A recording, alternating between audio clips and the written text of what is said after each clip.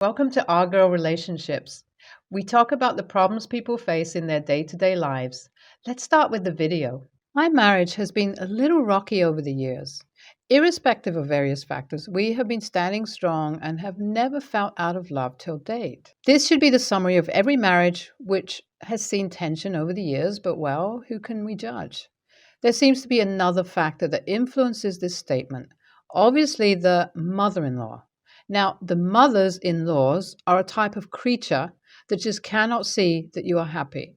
Now, let me tell you about the most horrific encounter I had with my mother-in-law that completely made me lose my respect for her, and I am glad that this happened with her. Last week, we had to attend a family get-together. On normal circumstances, I would be very happy to attend, as it had been years since I met my nieces and sisters, but my face changed color when I heard that my husband's other was going to be there. I suppose just another day of humiliation and festivities. I put on my masquerade, or what some people may call makeup, on and started on the long journey to desperation. The road was tiring as some events happened along the way. We departed during the afternoon, and it would take us around 4 to 5 hours to reach our destination. On our way, we found this stranded couple in the middle of the road asking for a lift as their car broke down. My husband, being the perfect husband he is, and willing to help anyone, and me, being the joyless and impatient person I was, to attend the ceremony, we gave the couple a lift as to their destination fell on the way of our journey. While on the road, all of us got talking, and sweet paraphernalia were exchanged. They had made some food and shared that with us. We were hungry, to be sure, so that was a huge relief for us. We exchanged numbers, got to know about their family, and the time was fun. When we reached upon our destination, we found the road to be barricaded and some policemen around. On asking them when the barricade was going to open up, they said that it was going to be in the next morning, as a cheetah had escaped from the next town, and so people were not allowed to go as long as the cheetah was captured. Not asking relevant questions like, how do you know if the cheetah would be captured by tomorrow morning? We accepted the proposal of the couple to spend the night at their place. The night went smoothly, with all of us going to sleep pretty late with the amount of gossip we were indulging in. When we woke up, we saw the sun to be at the peak and almost knew instantly that we were going to hear a handfall upon reaching. We said our goodbyes and also quite fortunately found the barricades to be up. We reached our destination finally, and upon opening the car door, I heard a stream of insults directed to my husband, and with a pinch of hurt directed towards mine as well. It was obviously mother-in-law, and she used all types of words that I did not think even existed. Also, one thing to mention, it was her birthday. We forgot that, didn't we? However, we, being the good kids that we were, told her about our debacle and the problem we fell in and how we spent the night with familiar faces. She became angrier.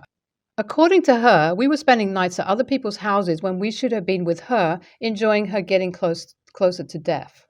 More importantly, I was the second person in this conversation, as most of the insults were directed towards my husband, and I was standing there like a scarecrow getting picked on by the birds. Immediately she said something which made me remember how much I did not want to visit her. She said what a bad son he was, and she could clearly see on whose instructions he was getting the courage to treat his mother like that. Strike one. She said that in front of all the family members and also in front of his brothers and nephews. You can understand our humiliation, but still, being the perfect man he was, he apologized fervently till his mother cooled down. I just wanted to get on with the day and was counting the hours when we would reach our home again. We got on with the day, and when it was time for dinner, I saw my husband acting a little strange. I did not give much thought to it. Actually, when I think about it now, he had been acting strange after having lunch itself. The weather was hot, which could be the reason he was perspiring so much, and he looked out of breath. It could be because he was running hither and thither, doing all the work, so I did not give it much thought. We sat at the dinner table, and I was busy talking to one of my nieces. After all, we have met after so long. The next moment, I heard something or the other addressed to my husband, and who better to say it other than mother-in-law herself? I believe she said something along the lines that his wife does not even talk to him. Strike two. First of all, he was busy talking to our uncle, and so I was also talking with my niece. There is absolutely no room for being jealous, but still, I don't know how this happened. Soon after the comment, my husband's face dropped and dinner table became quiet. I did not say anything to her out of respect I had for him. Soon after we were having our desserts in silence, I heard a noise. It was the sound of my husband vomiting horribly on the ground. He was rushed to the hospital, and soon we found out that he had food poisoning. For the first time in my life, I saw my family to be so closely bonded apart from the wretched woman. My sister-in-law was talking with the doctor, and my nieces and uncle went to buy medicines. For a brief moment, it was just me and my mother-in-law in the waiting room. The doctor came out of the cabin and said that they are still running some tests on him and that he had to be in the hospital for a couple of days. Hearing this, I became angry but still tried to console myself, saying that he would not want his wife quarreling with his mother-in-law. But what came next really shocked me. She came up to me and said that all this was my fault. He should have never married me, and she had not raised her son to be ill on something as basic as food. The next line really blew me off. She said that how she wished that he had not been born. Spending money up for something so stupid. We were apparently spending money because a person was hurt, and that was stupid. Strike three. In the meantime, everyone returned, and I conditioned my throat to let all the harsh words come out. I hurled an earful on her, saying that she was the one who was the evil in the family and could not see any good that happened to his son. She always hated me for marrying into her family, as I came from a very poor background, and that was not something that she could wrap her mind around. The family had to intervene and asked what happened. When I told them about this, my uncle told her directly to leave the hospital and go home all day long. She had been treating his brother in a ridiculous manner. The whole family revolted, and she was thrown out of the hospital by the security guards. No one listened to her words, and she was gone. My niece took her to the home and stayed there along with her. This was a huge relief for me, and I thanked everyone for standing by me. While the guards taking her out, she had tears in her eyes and was continuously saying that she did not say anything like this and that I was a fraud, but to no avail. After all, everyone had eyes, ears, and common sense. Soon after some time, the doctor came and said that we could meet him in the cabin as he had open eyes, but only one visitor was allowed. I went in after everyone's approval and saw a dried-out face. I asked him how he was doing, and he said fine from all the insults that brought him to this bed. I was amazed to see that he wanted to see his mum after me. Am I the a-hole for treating my mother-in-law so badly when I knew my husband respects his mother so much? It has been some time since the food poisoning incident happened. I told him what had happened in the hospital after a few days, and he was discharged from the hospital and we went back home. At first, he was really angry with me, but then he came to terms that I had been treated badly on his pretext and apologized to me on behalf of his mother's actions. I do love my husband and his family, and I'm so lucky to have them in my life, but still, I have some sleepless nights when I stay awake thinking whether or not the words which came out of my mouth were relevant for a mother seeing her child getting sick. Go on, sister. I am so proud that you had the courage to stand up to your mother-in-law and defend your husband for doing nothing wrong. Hope that she is also having some of the sleepless nights. Don't think about it, sister. I'm sure your husband understood you, and props to my guy, who actually understood that his mom was toxic as hell and you were the most valuable thing he had. I am very sorry for the fact that you had to go through such a thing, but you also have to understand that you are the woman who robbed the mother of her child, and it is okay if she's angry at you. Yes, obviously I do believe that her words were sharp and needless, but so were your words too. You too showed no mercy to your elder, who has seen the world, quite frankly, more than you, and was educating you what a mother goes through. I'm a 35-year-old female, and my 5-year-old daughter Sarah is very scared of the dark. My husband, 36, and I do everything we can to try to help her feel better. Lately, she's been doing better, and she hasn't been as afraid after we've eased her into it and let her know that it isn't all bad. A few days ago, my 10-year-old son Jack decided it would be funny to prank his sister. While I was in the bathroom for 5 minutes, my son locked his little sister in his closet. I came in as soon as I heard the yelling. I asked him why he thought it would be okay to do that. He told me that he thought it would be funny to scare her.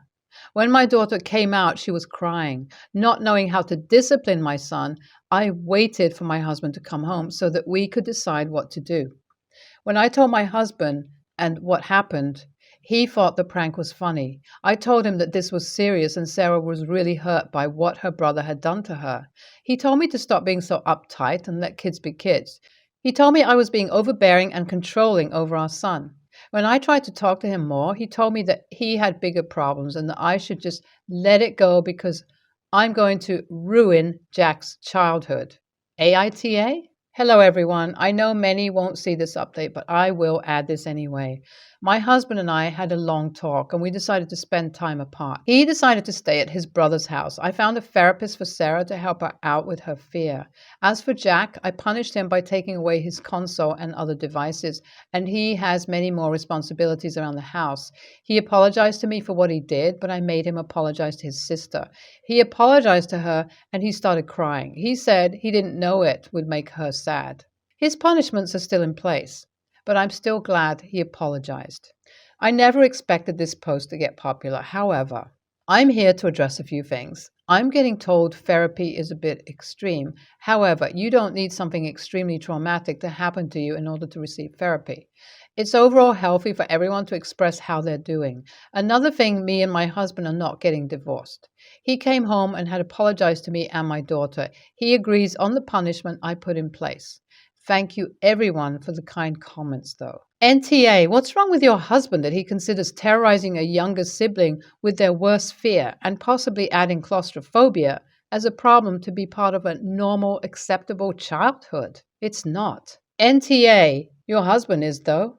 Playing with phobias is not a funny prank. It's bullying. The criteria of a good prank is when the pranked can laugh as well, when the initial shock wears off. You need to sit your husband down and explain all this to him. For a first offense, the punishment doesn't have to be too harsh. But your son needs to learn the difference between cruelty and good-natured fun. My husband and his friend have been friends since college. My husband's friend's wife and I are also close friends. I knew his wife since before their relationship, and I knew him for a long time too. She is one of the nicest humans I've ever met, and he wasn't a bad person, but secretly I felt like she was too good for him, but I'd never say it. Then she got diagnosed with breast cancer, and she had to get a double mastectomy and go through chemo. Her hair fell out and she lost a lot of weight and she became depressed, which was really hard to watch. This happened during the pandemic too, so healthcare services, especially counseling, were hard to come by, and often her appointments were delayed or cancelled. I had to drive her to her appointments a lot because her husband would claim to be busy.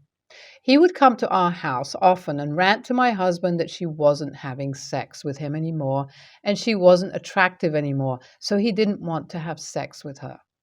They talked in his man cave so that they thought I couldn't hear, but often I listened in and I would feel sick to my stomach at him telling my husband how he thought his wife was disgusting because she threw up all the time and she looked like a little boy with her hair gone. Around 8 months after her diagnosis, he cheated on her. Could have been earlier, it's when I found out. And she asked for divorce. I had to hold and comfort her while remembering all the horrible things that he said about her. They are going through a divorce now, and I can't even look at him anymore. My husband still hangs out with him and invites him over, and we have had multiple fights over it. I told him I listened in on what they said, and he yelled at me that it was private, and I was upset that he could listen to what his friend said and still want to talk to him. He said while he disagrees with his friend, he won't judge his friend's actions, and I feel disgusted at him for continuing that friendship. This weekend, he had a barbecue party and wanted to invite his friends, saying divorce is stressful, and I lost my temper, and we had a big fight over what he considers his friend's private matter. I just feel like he is capable of being friends with his friend after what he did. He probably doesn't think what he did was that bad. Honestly, the more and more I think about it, the more pissed off I am, and he thinks I'm overreacting. NTA, your husband was okay with his pal insulting and slagging on his wife without a single defense of said wife because the poor woman has cancer. At a minimum, he emphasized and sympathized with this man in your home while not pointing out, dude, you are a massive a-hole. She has cancer. And then he is condoning and supporting his buddy's cheating on his sick wife. What if it happened to you? Would he hang with his buddy and make the same comments? I think he would, because he is perfectly okay with everything Buddy says about his sick wife and thinks it is swell. NTA, they spoke in your house while you were not eavesdropping. Your house is not airtight and soundproof. Your husband being friends and not stopping those kinds of statements is not okay. He is all right with his friend having such low morals that he will openly discuss his distaste for his sick wife and then cheat on her? I would have issues with my partner being friends with someone like that. You share the house, and your dislike with that type of person in your house, if you have kids, that adds to it, makes you uncomfortable and has made your home more like a lodging location while he is there. You have no respect or trust for him, and you feel like he is an ethical and moral dark hole. NTA, you are the company you keep. There are actual studies that say, too, many men leave their partners when they get sick. I'd really think long and hard about this. What if you get sick yourself? What will your husband do? I think I already know the answer. Hopefully, you'll figure it out.